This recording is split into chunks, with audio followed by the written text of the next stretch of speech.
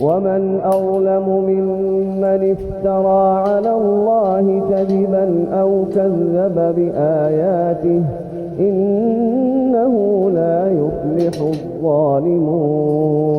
ويوم نحشرهم جميعا ثم نقول للذين أشركوا أين